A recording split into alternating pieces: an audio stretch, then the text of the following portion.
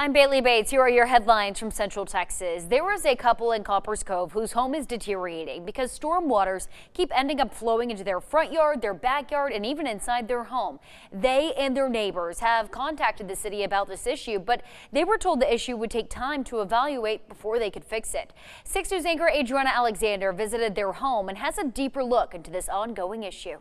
We thought the next spring, the rainy season, was a one-off thing, and then we realized it wasn't. This was a continuous thing. Since buying their home in 2022, Kevin and Maddie Howell say storm water flowing from Veterans Avenue has turned their property into a flood zone when it rains. The Howells say this happens because the street sits higher than the curb.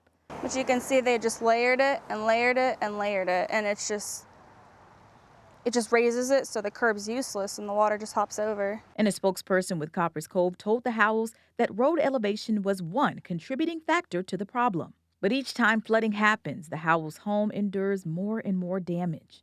Flooded our bedroom. The second one hits multiple right up times against the front of the house, and it's just eats away at like the little blocking against like the pier and beam foundation. And then on the back side, the worst spot is where it's starting to sink in. We dropped like 3.5 inches on that side. For the last few years, they've gone back and forth with city officials and even addressed them directly. We are not asking for a special treatment. We are asking the city to address a public infrastructure problem that has caused years of preventable damage to our homes and our neighbors' homes and our quality of life. In an email from City Manager Ryan Haverla and several other city officials, the Howells were told that the issue would be included in the city's street maintenance plan. However, no timeline on when work will begin was made clear nor confirmed. Like we need something now. The rate that it's deteriorated over the few years that we've been here, like the timeline they're given, we don't have that time. Like it's just gonna get untenable. We can't handle that much.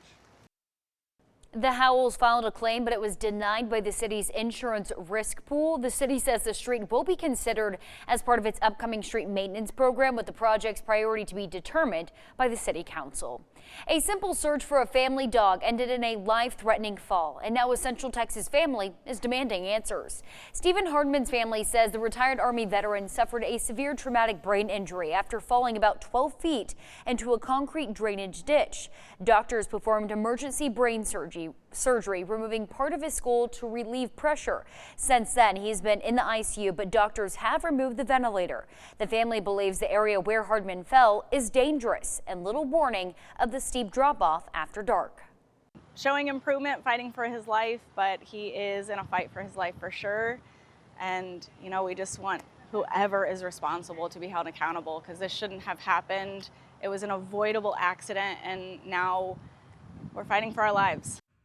The city of Killeen says it maintains the roadside right-of-way in the area, but not the creek itself. City officials say required warning signs and lighting are already in place, and they found no records of previous complaints about the location. Those are your headlines from Central Texas.